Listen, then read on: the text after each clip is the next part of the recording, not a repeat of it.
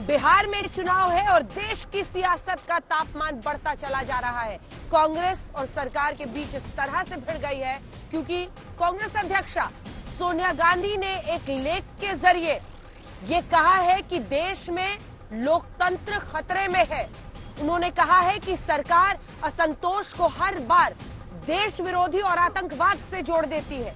जितने भी देश में इस वक्त संस्थाएं हैं उन सब पर सरकार का दबाव है। देश के खिलाफ होती हुई ये राजनीति भारतीय जनता पार्टी की कई सवालों के घेरे में है, ये कह दिया है सोनिया गांधी ने।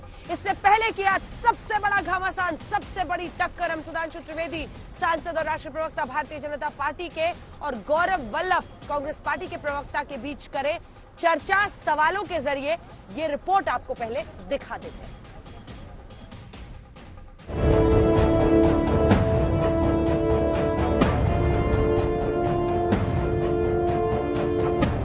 कांग्रेस अध्यक्ष सोनिया गांधी ने लेख लिखकर वार किया तो बीजेपी अध्यक्ष जेपी नड्डा ने एक के बाद एक कई ट्वीट करके पलटवार किया।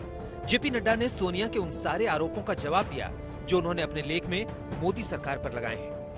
बीजेपी अध्यक्ष जेपी नड्डा ने कांग्रेस अध्यक्ष सोनिया गांधी के उस बयान पर भी पलटवार किया जिसमें उन्होंने कहा है कि लोकतांत्रिक व्यवस्था के सभी स्तंभ निशाने पर हैं। जेपी नड्डा ने लिखा, यदि कोई ये जानना चाहता है कि सत्ता की ताकत क्या होती है, विरोधियों को कैसे परेशान किया जाता है, कांग्रेस के ट्रेडमार्क स्टाइल में अभिव्यक्ति की स्वतंत्रता कैसे छीनी जाती है, तो महाराष्ट्र सरकार को देख सकता है जिसे कांग्रेस का समर्थन है। राजकाज के अलावा वो सब कुछ कर रहे हैं। दरअसल सोनिया गांधी ने एक लेख लिखा है जिसमें कई मुद्दों को लेकर मोदी सरकार पर सवाल उठाए हैं। सोनिया ने लिखा है, लोकतांत्रिक व्यवस्था के सभी स्तंभ निशाने पर हैं। अभिव्यक्ति की स्वतंत्रता के मौलिक अधिकार को दमन और धमकी के माध्यम से व्यवस्थित रूप से खत्म कर दिया गया है। असहमति को जानबूझकर आतंकवाद या राष्ट्र विरोधी गतिविधि के रूप में ब्रांडेड किया जा रहा है। जिस पार्टी का जनाधार वेंटिलेटर पे चला जाए और अहंकार फिर भी एक्सीलेटर पे हो तो आप समझ सकते हैं कि इस पार्टी की क्या संस्कृति और क्या संस्कार है।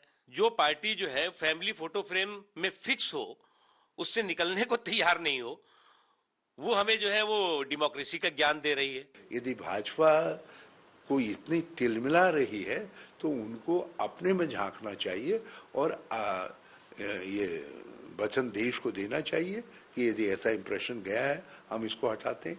यही कारण है आज देश में असहिष्णुता है, इसीलिए आज देश के अंदर लोगों में बेचैनी का माहौल है।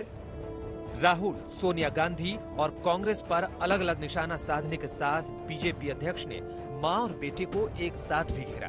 उन्होंने लिखा,